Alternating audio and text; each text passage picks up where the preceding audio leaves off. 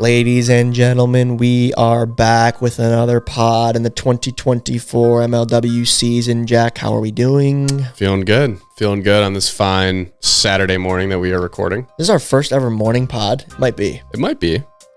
Might be. Saturday morning, 9 a.m. Today, as you're listening, is Wednesday, May 15th, I believe. And we got a lot coming at you. Big announcement, first and foremost. Exciting announcement for Very exciting. Not only myself and the players, but for the brand and for the sport, I think, as a whole. Huge for the program. Huge for the program. Just huge for the program. Huge for the program.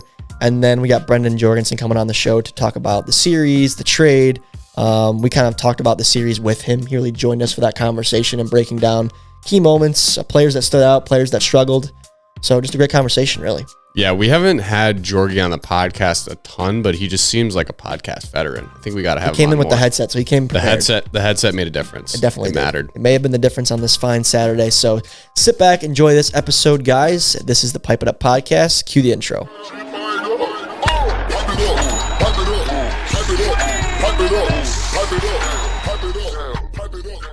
All right, ladies and gentlemen, welcome back to the Pipe It Up podcast, the official podcast of MLW Wiffle Ball. I'm joined by Jack Agner today in the studio, as always. How we Jack, doing? we got some big news to share with the fans. We do. You want to tell them about it? Big series announcement. Big series announcement. Take a look at Jack's hat there. MLW is headed to Miami, the home of the Miami Marlins, Lone Depot Park, I believe it is, on June 8th. This is, I knew we were going to Miami. Mm-hmm. I didn't know that we were actually playing in their stadium. And if you guys remember a few episodes ago, I forget what interview it was, but I had asked you the question of the difficulty of actually playing on MLB stadium, like on their actual fields. And now we're getting a chance to do so. So it's pretty cool. Absolutely. I got to give a lot of credit to Kyle for making it happen. I was on the, the first, online video call Zoom meeting with the Miami Marlins staff. And that was back in last October, November. It was a while ago. And then the ball's continued to roll since then. So yeah, this is a big deal. It's Miami on the road, 3-game series, all in their stadium. This is our first time ever playing in an MLB ballpark on the field. Yeah. Because in Philly, we were on their wiffle ball field. So this is a big step forward, I think. MLW just continuing to make firsts for everything. You know what I mean? Mm-hmm. So it's awesome. Great step forward. It is. It's a really cool stadium. I've never been. This hat, I went down to Miami, Fort Lauderdale area, trip with some of my friends, and we decided to go to a Marlins game. You guys have heard Tommy and I talk about hats and our addiction, our stinginess when it comes to buying, the hat that fits correctly. This was a hat where I just walked into their merch shop, not planning on buying anything. I saw the hat, I put it on. I didn't even have to adjust the snapback adjustment in the back, and it was just perfect. And I was like, sold. Yeah. Where do I sign? I can tell you've worn that hat too. It's not like a perfect brand new black anymore. Oh no, it's got some wear and tear in it, some sweat. Perfect. Yeah, absolutely. Mm-hmm. So excited about that. The matchup is Mallards versus D-backs, so I am lucky enough to be playing in that series. And yes, Jorgie's on the call, about to interview him now. But tickets are on sale now to that event. Again, it's Miami, June 8th. PB, the editor, will put the ticket link in the description below. And we'll hope to see a lot of you guys out there. Should be a lot of fun. Yeah, it's going to be a blast. I'm excited. I hope to put on a show. I'm excited for you. I hope to play a little bit better than I did in the last series, which we'll talk about right now. Yeah, let's get into it. Let's get into it. So, Jorgie, thank you for joining us today and being here on Pipe It Up, first time of the year for you. So, welcome back, brother. Thanks, man. Tom, happy birthday, brother. Oh, thank you. Yeah, I'm getting older, guys. Getting very old here. Yeah, old man, every time it's an old man Tom gets older, it's always a good day. So, first things first. Good series. I don't think it really showed on paper, and we'll talk about that. But was it weird for you being out there playing against your former team in your first series on the Mallards? What was that really like, I guess, from maybe an emotional standpoint or even a mental standpoint, just being whoa, this is a little bit odd? Yeah, it was definitely weird. Even looking back, the video, just seeing me in all green is kind of a weird look. I think people were commenting and stuff like that. That doesn't look right. I'm like, you're kind of right. I'm gonna be honest though. I think you looked good in the all green. What do you think, Jack? I think you did look good. I think it's one of those things where it looks weird in the beginning, but you'll probably get used to it. Mm-hmm. I mean, thinking of Saquon Barkley in an Eagles uniform this year, it just sounds so wrong. And then I think after a couple games, people won't even remember it. Mm-hmm. Yeah, probably just take a little bit. McCaffrey went to the 49ers, was the same way. I was like, same way. So it was odd. like you're just always picturing him in a Panthers uniform, and then after he lights it up for a few games, you're like, oh, he looks good in a Niners uniform too. Yeah. I think you look fast in the green. I think you look fast. You do look fast. Yeah. You do look fast. The streaks were coming off a little bit when I was running. I think so, in my opinion. But what do you think? I know it's probably a little bit different playing with the Mallards. You're obviously, friends with Tom here, but you went from a clubhouse where the team was pretty much all friends that you had, known for a long time outside of wiffle ball.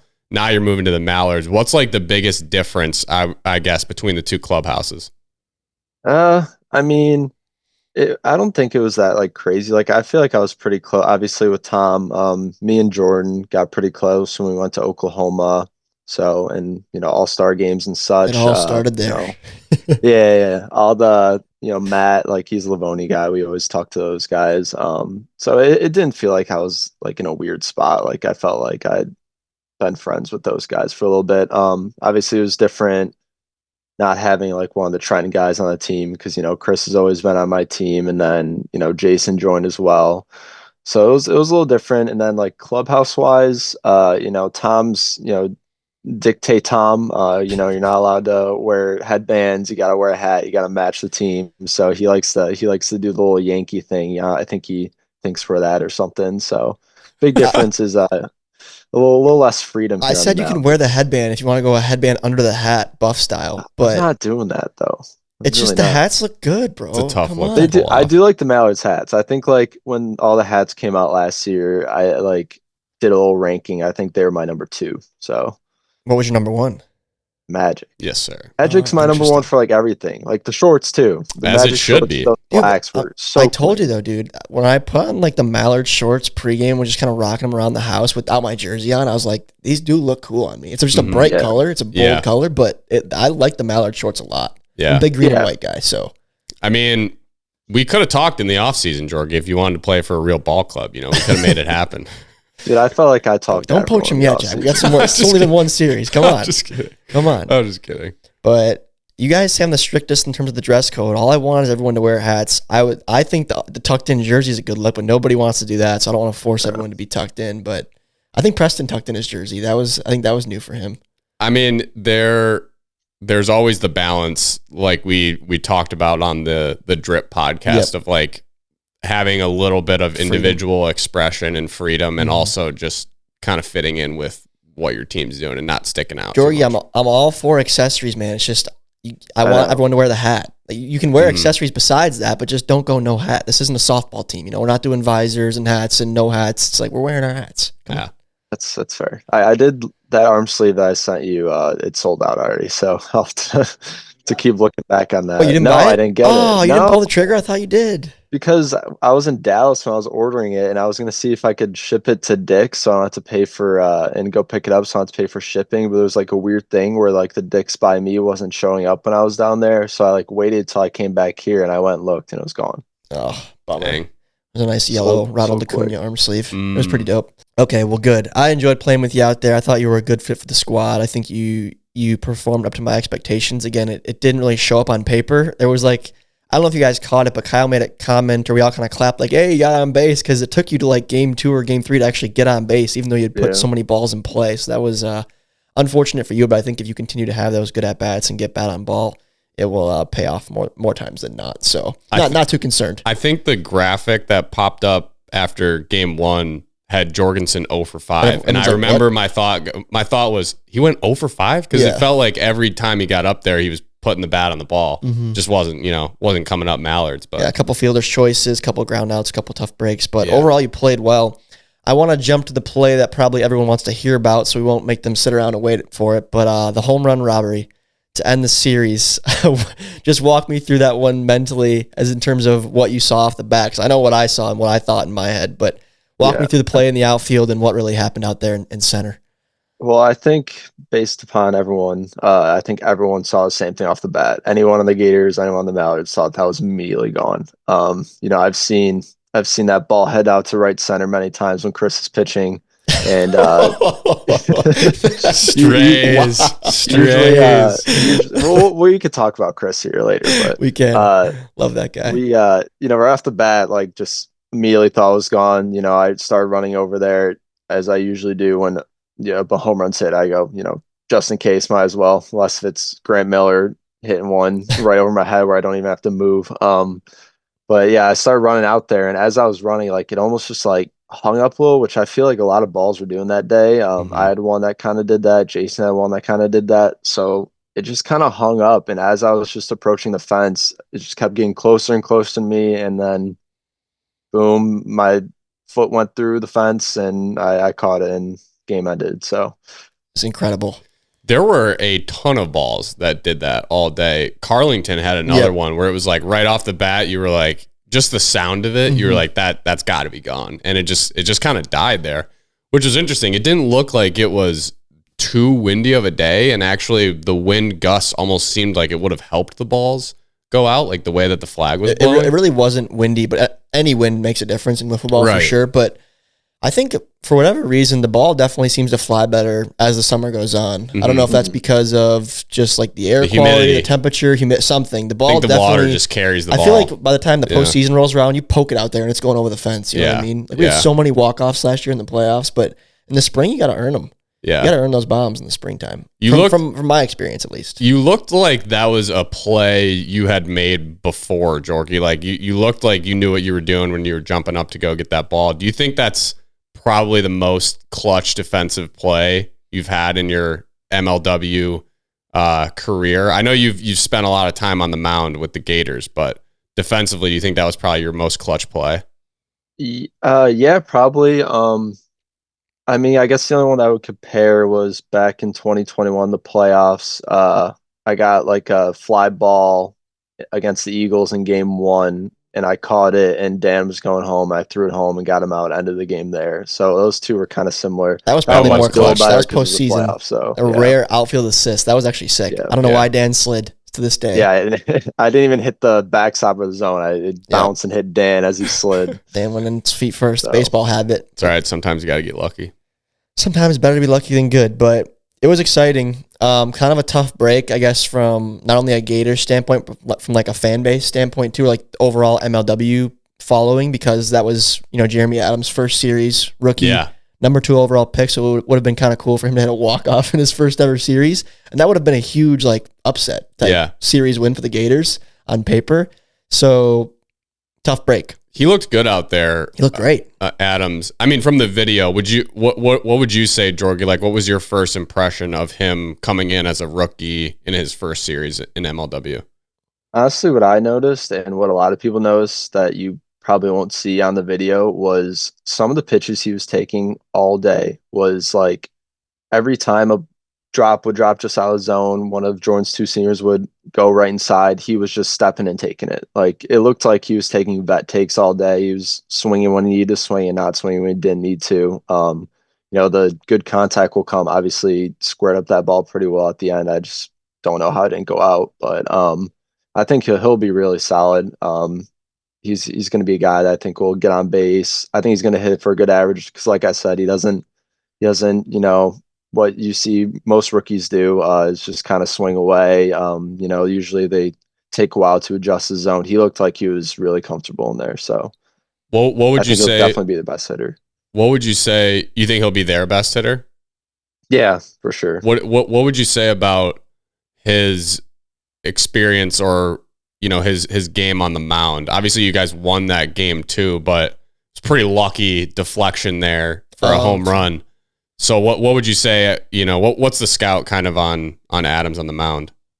I'd say, I mean, most of the pitches he was throwing, like he was throwing strikes, but they were also kind of inconsistent, which is tough as a hitter, where he's throwing a slide drop, one moves much differently than the other. He's throwing a two-seam overhand, one's moving in more than it usually does. So I think that's a good thing if you can kind of like, it's kind of what Jordan does is he just throws a couple pitches, but he's really good at locating them, really good at like kind of putting different movements on them to like confuse the hitter.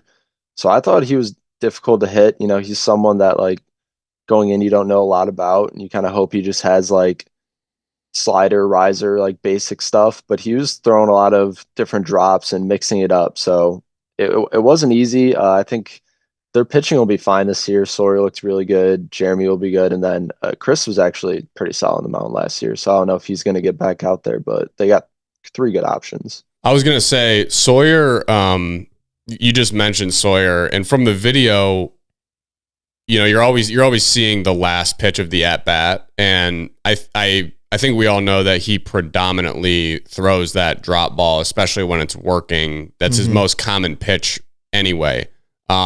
But he definitely likes to go to it when it's like a full count or, he needs a strike. It's a strikeout pitch, yeah. It's a strikeout pitch. What other stuff or what other kind of pitches were you guys seeing from Sawyer other than that? Go ahead, Jordy. Yeah, I was going to say you kind of leaned away from riser slider, which is something he threw more often in the past. He was kind of throwing everything in warm-ups, like including slider riser, and then I don't think I saw either of those pitches all day. Mostly a couple two seams, one that kind of dropped more, one that didn't. So once again, that's another thing that's like kind of hard to read when the two seam does 2 different things. And then that super drop, was he really throwing anything else, Tom? I feel like it was, and then like a knuckleball. Yeah, he froze me on that. So I'll tell you, it did, but I'll tell you what happened really. So I pretty much told everyone on the squad and like told them, I'm like, let's make him throw the super drop. Like if he can beat us with that, let's tip our caps to him. It's not an easy pitch to locate and it's got so much movement and there's wind. Like if he beats us with that, he'll beat us with that. But I'm like, I'm not going to go out there looking to hit this pitch. There's so much movement. Robles has always been like a predominantly a drop hitter in his career, so he's more comfortable with that, whereas I've definitely been known to crush the slider and the riser. So I was like, I'm going to sit there, and if he gives me one, I'm not going to miss it. But if he's going to throw me other stuff, I'm probably going to take it until there's 2 strikes. And you know what? He beat me. I looked silly all day. He was jamming me with that 2-seamer. He was throwing me a lot of drop balls for a lot of strikes. So then once he kind of earned my respect in terms of, okay, he can throw it for a strike, then I had to start swinging at it. He got me to chase a couple times.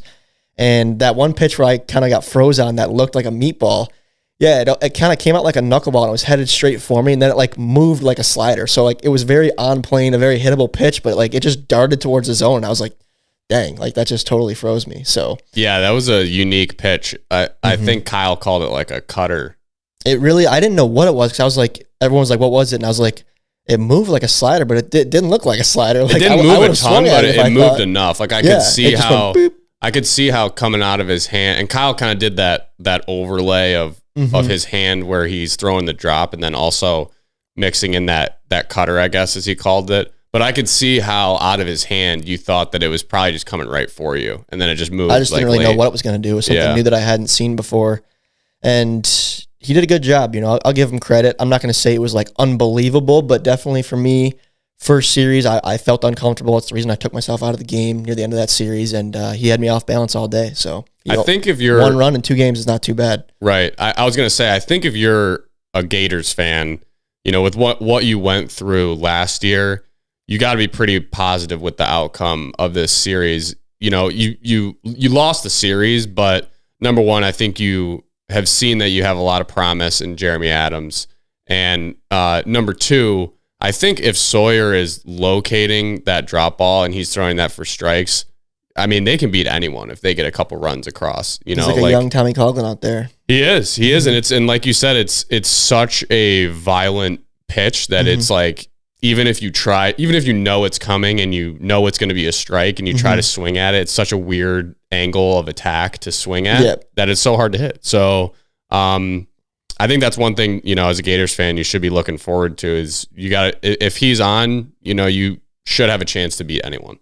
Yeah, I think this is when trades can be beautiful, right? Because we never really saw that kind of Sawyer on the Cobras. I mean, we saw flashes of it, but that, like 6 innings of that solid of work, we never saw in the Cobras. No. I think that gave him a little bit of a chip on his shoulder going to the Gators. I think he kind of felt like he was, we had that drama in the offseason with the podcast, right? Yeah. Talked about how he wasn't too happy over there and with the dynamic. And we that beat happens. that horse dead. Yeah, we did. We truly did. We milked that for as much as we could. Honestly, no, we could still be going on that train if we wanted to. But it's just getting started, really. Yeah, we milked it enough to the point where I said, okay, let's move on. But anyways, I think that was awesome to see. And if you're a Cobras fan, you want to see Zerlag come out with that same hunger and determination. Definitely. So good for Sawyer.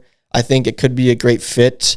I'd be curious to chat with Cheatham at some point. Maybe I'll chat with him off the pod, on the pod, to hear about like how it is in the clubhouse, what the dynamic is like, because it is a lot of new faces, a lot like your team was last year. But the vibe seemed like good over there. Yeah. You know, they lost 2-1. It was a battle of a series.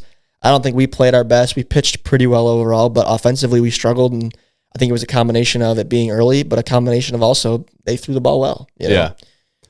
I do want to ask both of you guys, is Preston Colm nasty? Yes. Yep. Come on, man. He looked very just dialed. calm, cool. Like the plays that he made in the field when like the ball was put in play, like he made those look so easy and made it look like he had just done that so many times. And like the way he was switching up his delivery times and speeds, like that seemed like that would be something that a pitcher who's been in this league for like a long time would be doing, you know, trying to confuse hitters like that. I mean, he literally threw the crotch, like a cool step away side-by-side. two seam or whatever. Like it was like it was iconic. It was like the Kobe, like MJ overlays. If you've ever seen those, like that's literally what it was like. Was that kind of what you guys were expecting for his first time out? In terms of him performing like that, no, but I knew he had that potential. You know, he pitched well last year in his one game against the Gators. I've seen him at tournaments.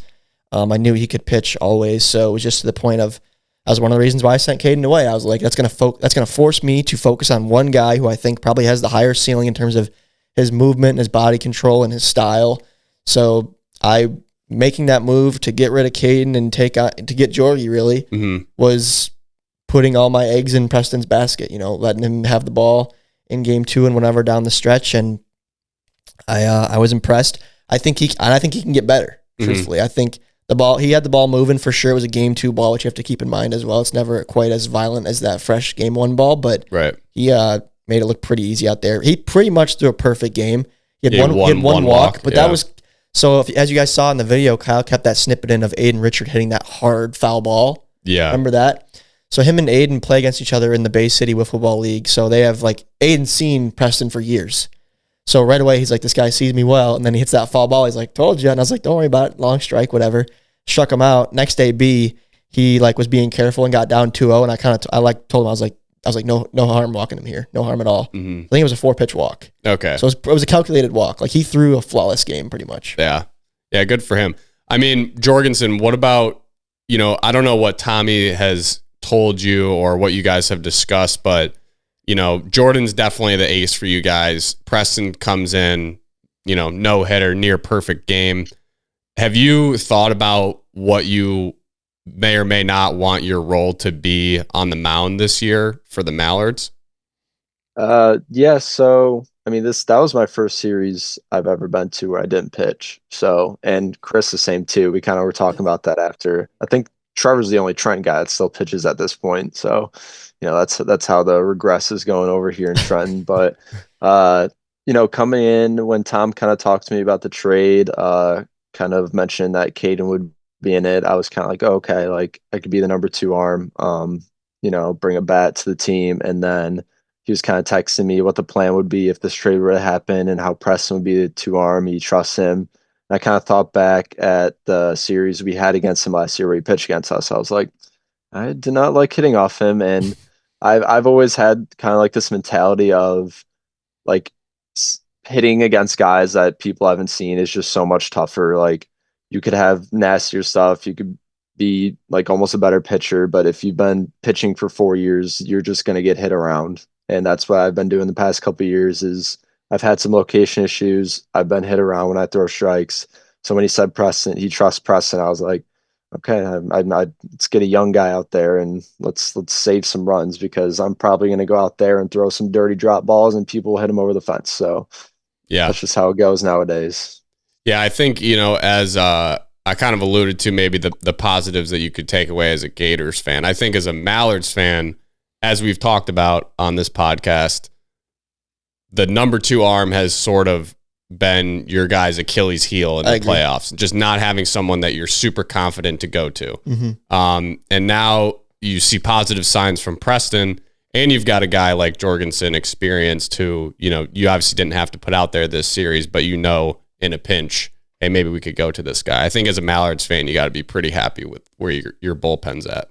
Yeah, for sure. I definitely am. And it's funny. So, yeah, I definitely had Jorgie in the loop of like Preston's the guy, whatever. And I had mentioned to Preston, like, I think next year, like maybe like after we got eliminated last year, I was texting him like, yo, good season. Next year, I think you're going to have a bigger role on the mound. I see a lot of potential, that kind of stuff. But I hadn't really talked to him. I talked to Matt and I was like, yo, what do you think about dishing Caden and giving Preston the ball as like our number 2 guy? He's like, yeah, I love that. We'll get Jorgie. Cool. And then I kind of like the deal was kind of done. I was like, I don't know if I ever talked to Preston about this. Yeah, I was shocked. I was actually shocked by this because I knew Matt knew about the deal and obviously Tom. And then like I officially got traded and then Tom just like adds me to the group chat and then lets everyone else know. And I was like, did they know that I was the It's like, no, I just told Matt. And I was like, oh. So then I texted Preston the same day. I was like, you ready to pitch, right? And he's like, 100% man, I'm in. And I'm like, all right, because we're getting rid of Caden, so it's your ball. He's like, cool. I was like, okay, good. That's if he was funny. like, nah, I don't want to throw it, I'd been like, uh-oh. Yeah. I might have messed up here. I hope he won't get mad at me for sharing this, but he was at our series against the Eagles. Oh, Preston was. Yeah. So I kind of asked him, I was like, hey man, like you ready for the number 2 role? And and he's like, yeah, like I'm ready. I'm like, you've been working this off season? He was like, not really. No, like Dude, I haven't picked, like I haven't thrown in like months. And I was like, wow, okay. And he's like, I'll probably just throw some warm ups, like figure it out while we're out there. I was like, all right, like good plan. He's a he just goes out and throws a no hitter. He's a poised guy, man.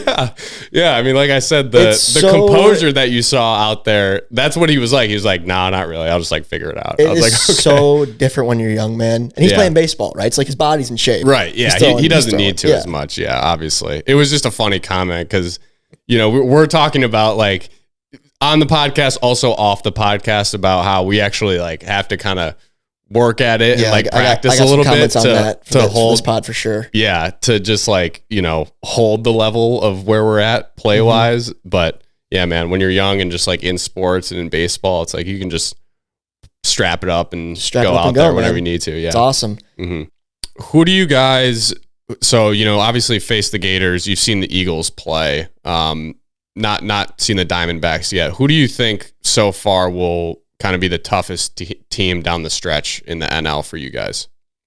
I mean, I don't see why I wouldn't go with the Eagles right now. They just handled you guys pretty thoroughly. Sorry, Jack, but they looked really good that series. Keep it real. We keep it real on the Pipe It Up pod, Georgie. That's fine. And that's a team that I think that just looking in the past that the Mallards have kind of struggled against. Any team.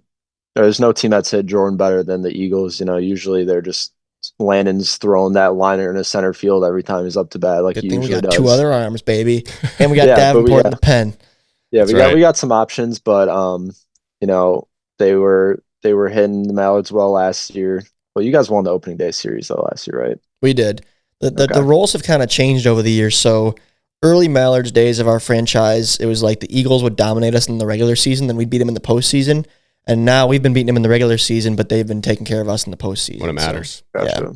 So the roles have definitely been reversed as I've grown into my old age of 25 here, and Dan's now the young gun with the young talent and stuff like that. But it's a challenge that I'm excited about this year for sure. And I think the Gators are not a team to count out, and we know the D-backs are the D-backs. So like we've got 4 competitors here in the National League, and at this point, I think like the number 4 spot, like who's going to miss the playoffs, it could really be anybody. I don't think the Gators are going to be down and out this year by the All-Star break, Yeah.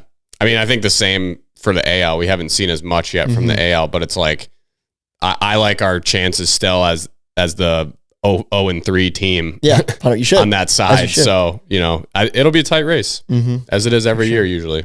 There was one thing I wanted to share while I'm thinking of it. You mentioned Chris, how he didn't pitch and you didn't pitch, and there was a funny moment, in my opinion, that happened kind of down the stretch when Chris was mic'd up. So he's kind of on the sideline, letting his young guys do the thing. And then I struck out against Sawyer for like the 7th time of the day. And I kind of walked by. I was like, well, that's going to do it for me here, man. Yeah. I think it's time for me to call a spade and say that I'm not the best guy to be out there right now. So Chris and I kind of had a funny moment of like, dude, it's just a tough sport. And you mentioned like how you got to practice and Preston doesn't.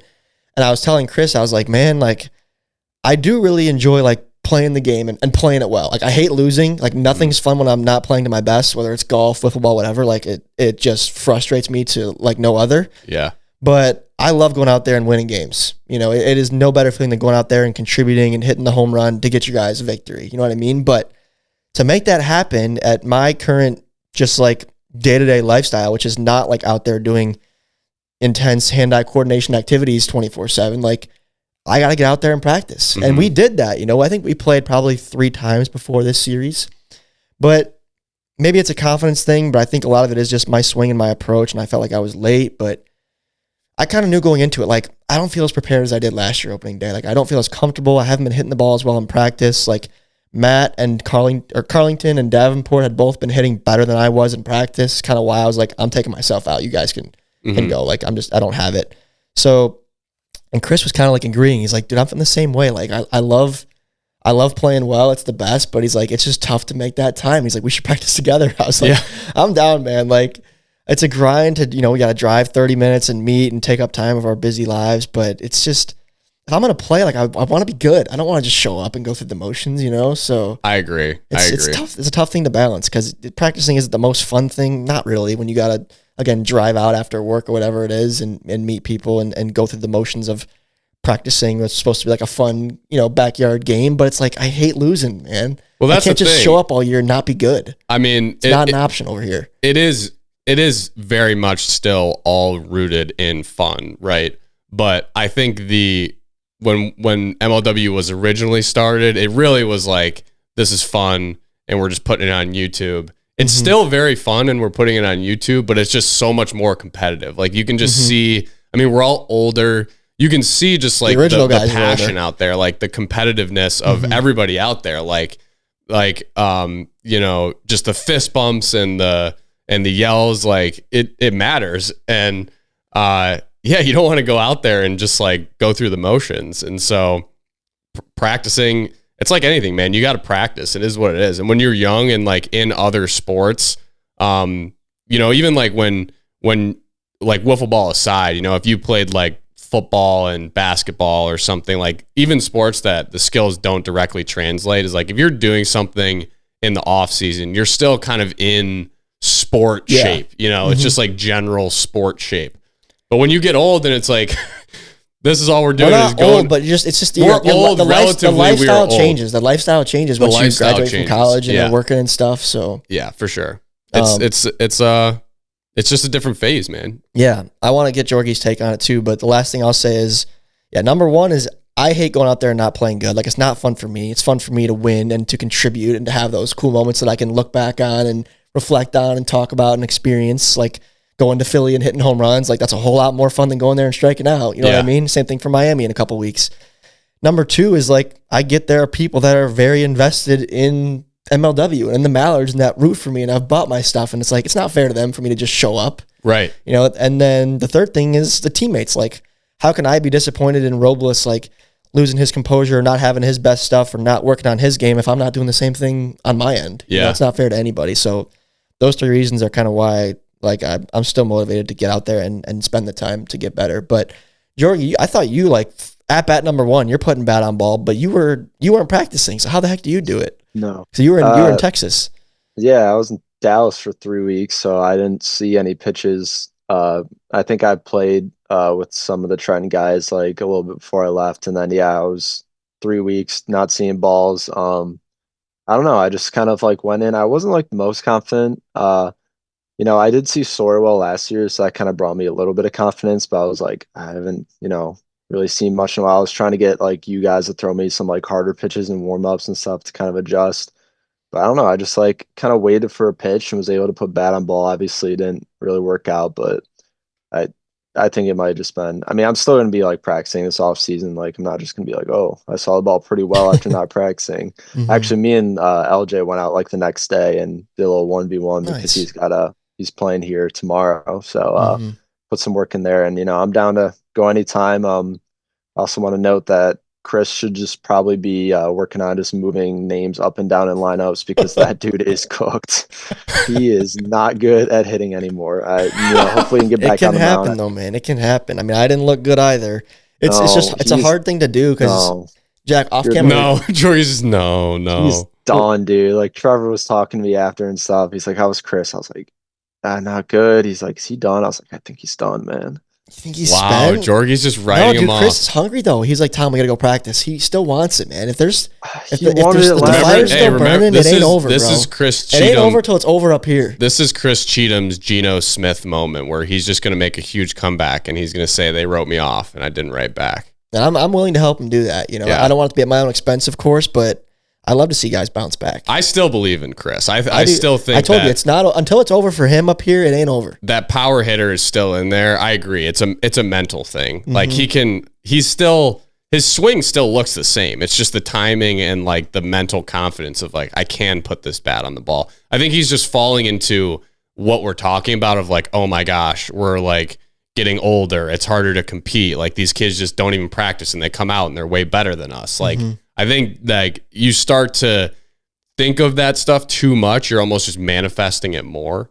It's like I think he's got it. I think he's just got to get upstairs straightened out. That'll stay in his head. Every time he steps up to bat, he'll think I suck. I guarantee it. I really want to do a pod with like Chris, Georgie, and Jason all on the Zoom call and just let them go. We can sit back and just let that'd be a great pod. That would be a great pod. Episode 200 is coming up. We got to do something special, Jack. That might be the thumbnail caption. Just Chris Cheatham is cooked. That actually would be PB. That might get the clicks we need. That might get the clicks we need. But it was a fun series. I had a good time despite not playing my best.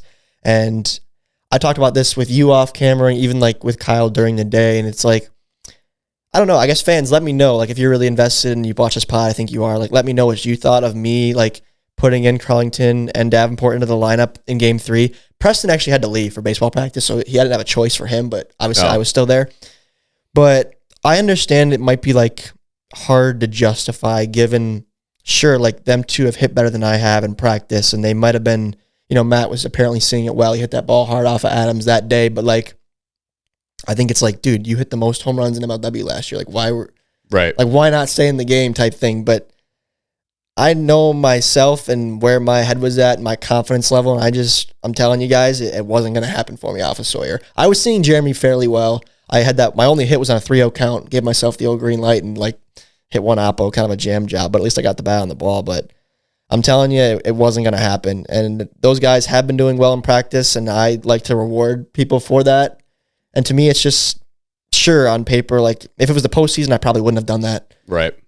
And on paper, it's like, yeah, Tom, you hit 8 home runs last year in postseason and regular season. Like, what are you doing? Like, I don't care that I'm the manager. It just doesn't seem right when you're out there just struggling and swinging at bad pitches and missing the ball by wide margins and getting yourself in bad counts. It's like, you got to give someone else a shot at that point. I mean, if I was playing devil's advocate here for the sake of the conversation, I think you could justify leaving yourself in there by just saying it just takes one swing. It just takes one hit. And I know that.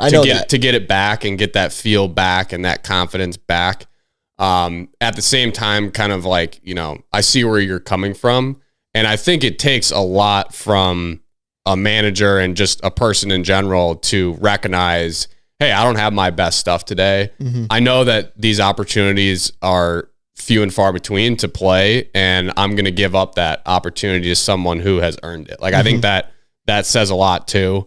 And you want to reward those guys, right? Like you said, I mean, you're putting in the time, like they're putting into the time, and they drove out there too, and you want to make sure that they're getting their opportunity to contribute. For sure. And I expect to do a similar thing in Miami. Like, we're playing in that series, and for those that make the trip on the Mallards, you'll get some reps out there. No matter what's going on, it's a great experience. Yeah, for everybody. It's gonna be cool. Are you looking forward to that, Georgie? We didn't really talk about it yet with you, but of course, yeah. I mean, Jack was already talking about the hat. Every time I go to a new ballpark, even if I'm just like in the city, like I don't even have to be in the ballpark. I'll usually get a baseball hat. I'm kind of a hat collector myself, so definitely be getting a Marlins hat. Playing on the field is gonna be crazy. It's the first time MLW's done that for an MLB stadium. We've done, the NFL and the minor leagues, but we haven't done MLB yet. So I'm excited. I've, seen that ballpark. Haven't been there yet, obviously, but it looks pretty cool. And I hope we get a good show out for the fans. Yeah, I'm looking forward to it. It's going to be a blast. I don't have any numbers updates. I don't know how they've been selling so far, but Well, they've been on sale for what, a day? not even 24 hours yet, Yeah. but still. And And that's they probably when you sell the most, though, right? It's like within like 48 hours, probably.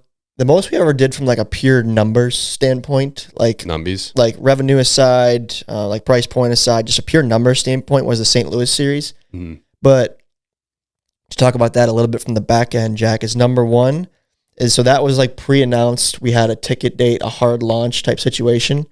And leading up to that, we had the Philly series that had sold out.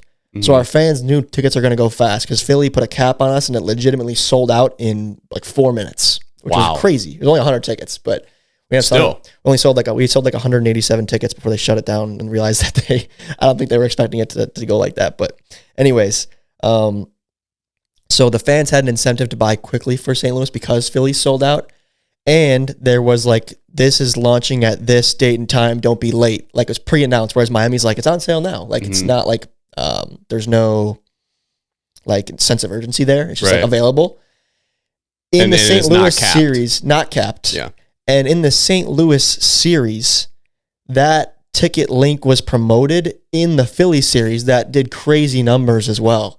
So from a marketing standpoint, it had a great boost too. So a lot of things lined up to make that St. Louis series a success. Got it. It was all like timing of the launch, of the price point, of the video that we marketed it in. Like everything was like kind of the perfect storm for that to go really well. Nice. Makes sense. Yeah.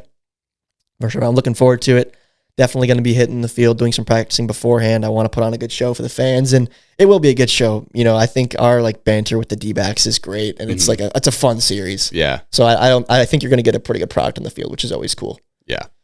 But it'll be fun. For sure. But Jorgie, I appreciate your time today. I always enjoy having you on the pod, and it's been fun. I'm enjoying playing with you. I think it'll be a fun year, and I got high hopes for us and the boys, and keep robbing those home runs and putting the ball in play. Hit one over the fence, will you? I thought I did with that one, and like what was it, my third at bat or something. We had a lot of close calls. I thought it was gone. A lot of close calls. And the one we did hit over wasn't even going to go over by itself. Yeah. Tipped over. Seriously. Sure wasn't. So that was funny. Appreciate that, Aiden. Low home run totals start the year. Low home I know run it's the totals. dead ball era. Yeah, it might be. People have been talking. People are talking. What are the streets saying? I think just Kyle's doing something. Go wake him up, ask him. All right, Jordy. Well, we'll let you go. Appreciate you hopping on the show today, and we'll talk to you soon. All right. Have a good birthday, Tom, and I hope you guys shoot your PRs today. Thanks. On the course, you too, brother. So. You too. Hit him Might straight. not be the best conditions, but you know. Hit him straight, hit him far. Godspeed. Yeah. Godspeed. Yeah. All Ride that wind. Yep, we'll see ya. All right, thanks again to Jordy. That was a lot of fun.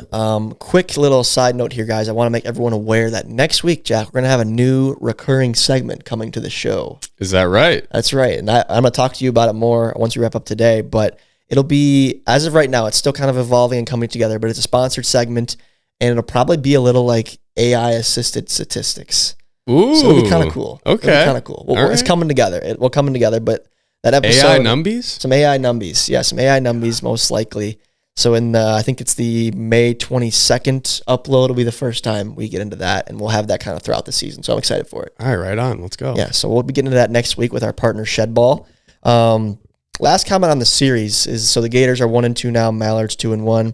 That was good for us because the Eagles did start 3-0. So now it's like everyone's trying to catch the Eagles. Mm-hmm. We'll see how the D-backs do to round off the NL in this first slate. That's coming this Friday, Wildcats versus D-backs. But Gators started 1-0. I do think this is a different Gators team, but let's not forget last year they were also 1-0 and finished 3-12. So that's my notable for the day.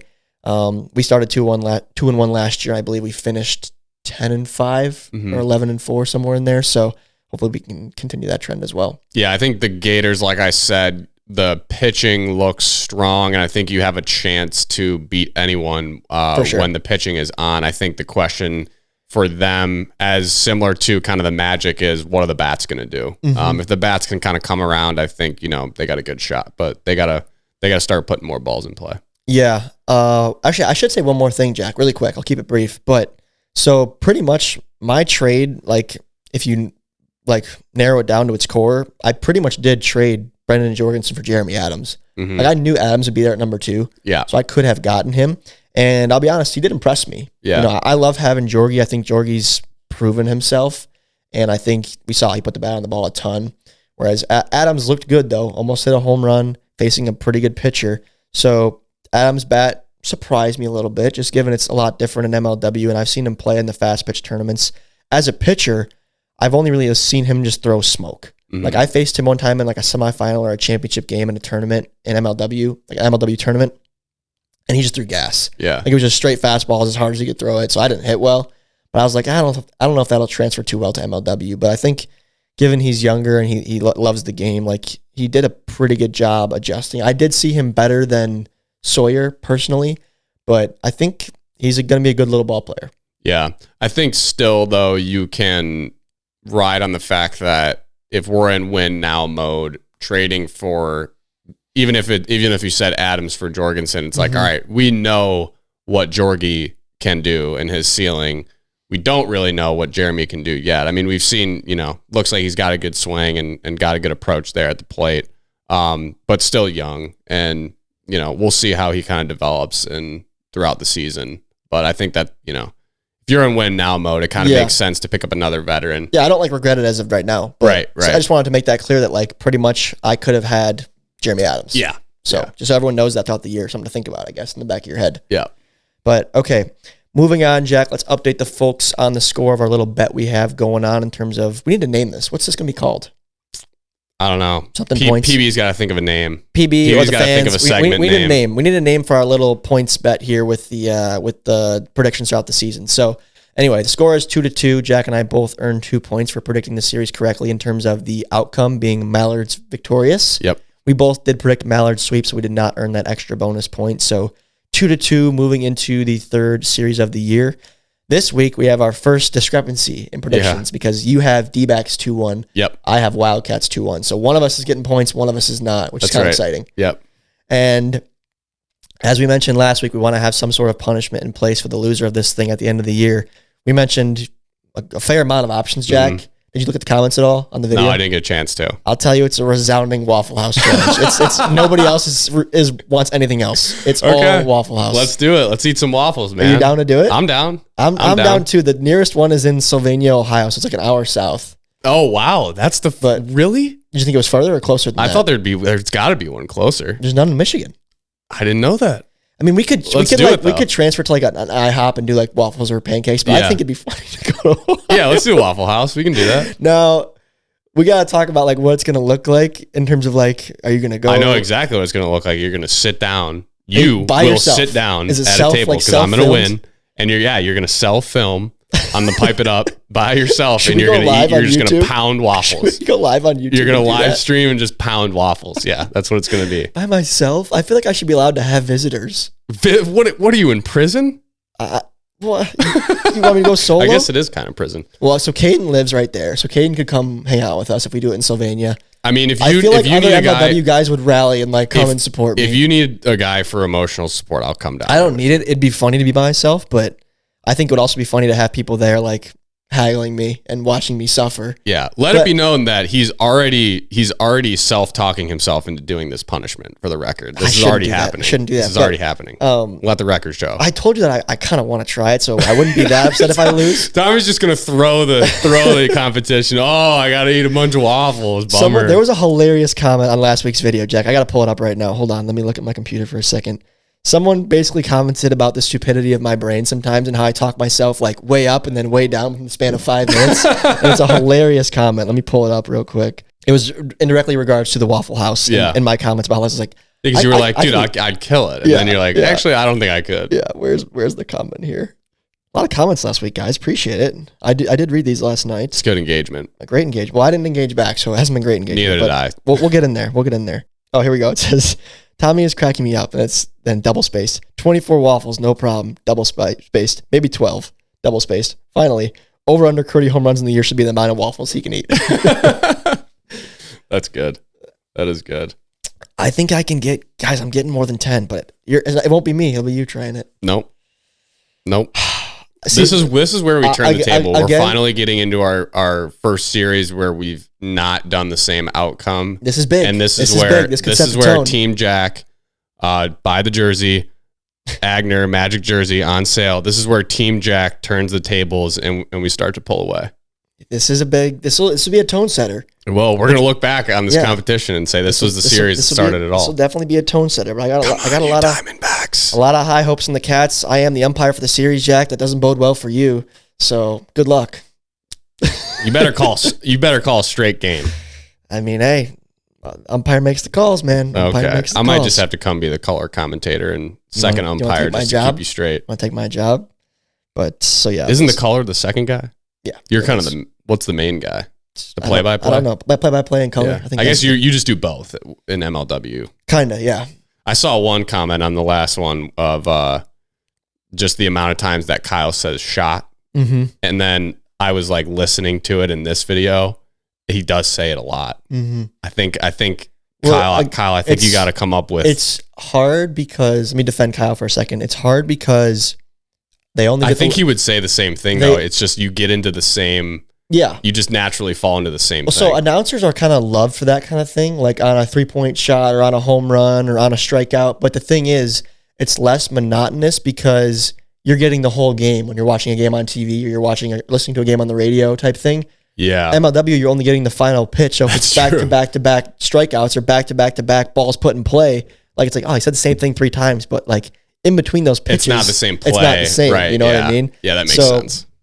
But I do try to be somewhat conscious of like, what did I say on that last strikeout? Because it wasn't the last, 2 minutes of live commentary. Yeah. But in the video, that's going to be the last thing they hear. So I don't want to repeat the exact same thing. That is a really good point. So it's a hard thing to balance. I'm not digging on you, Kyle, at all. Because I don't know if the word would be shot for me, but I know if I had to do that, I would probably come up with some sort of line and I would just end up saying it over and over again at the same time. I'm a little bit, I don't know if nervous is the right word to call the game, but I just know a lot like wiffle ball, a lot like anything in life for me. Like I'm a guy who always gets better from repetition and I always try to get better and better and better with my repetitions. So I haven't done it in a long time.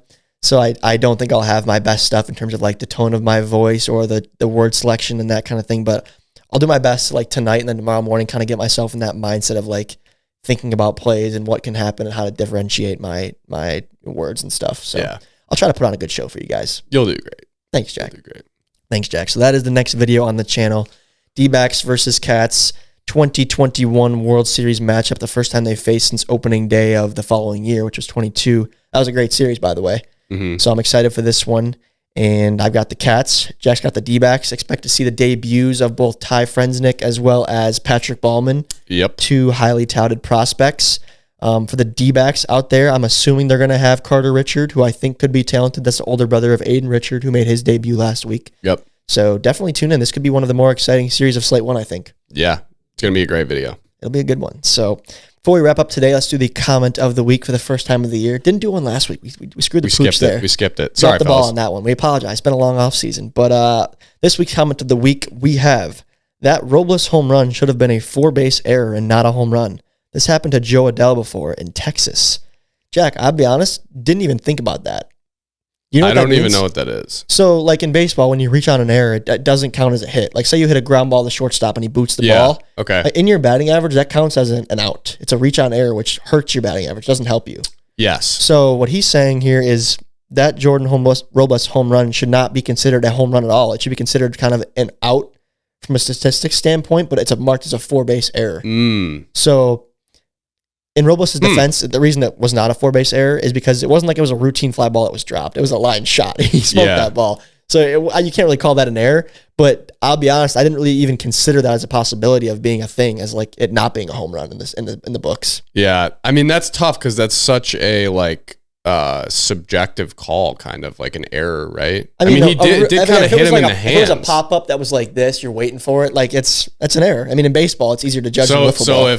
Wiffle ball is so tough because nothing's routine. There's wind. There's spin. Let's say this. So Jorgensen's play, he jumps up in the air. Let's say it bounces off right off his hands and it goes over the fence. Is that an error? I mean, it's scorekeeper's discretion, but no, not an error. If it's a tough play, not an error. But again, a ball that's like routine. Whoa, Tom, you got one day to pull it together, buddy. Here Whoa. If it's just routine and you boot it, I mean, an error is an error. So. That's an interesting thing to. I didn't know. So that is a thing, though. You can just have a 4-base error. Again, I'd never have thought about it because I've never really experienced that. And baseball that I've played in, or I've never noticed that on TV, I guess. But Yeah. it never crossed my mind, and that comment kind of jumped out at me like, oh, that would be weird if it wasn't a home run on the stat sheet, even though he got one over. So, well, let's remember that when Jordan's up for like he's leading the league in home runs. in the MVP conversation, It's got to have an asterisk. I agree. So when I start to catch him here, as the season goes on, we're going to have to remember that. That's right. I need another 4 out-of-state home run series like I had last year. Yeah, Miami. To pad the stats. Miami. Exactly. You're going to get him here in Miami. Exactly. I wonder what the conditions will be like in the fences, because obviously the Philly home runs, the fences were short. It didn't really help me because I hit bombs because I'm sick, but you never know. Didn't really matter because they were nukes. I think maybe because the fences were shorter, it like changed my approach of, okay, like I don't need to swing hard to get one out. Yeah, just tap it. Just tap that it. made me hit bombs. So Yeah. I need to have a similar approach, I think, in my day-to-day life. But cool comment. I appreciate ones that are not only funny or interesting, but also like a thing that's like insightful. Yeah, very insightful. Didn't know that. Keep them coming. I'll make sure to engage in the comments. That's my bad this week, guys. We'll get better. But that kind of does it on this week's episode. Another good pod. Great pod. Great way to spend Enjoyed this one. Great way to spend the old 25th birthday, because that is today for me. But appreciate you guys listening, and we will catch you all in the next one. Pipe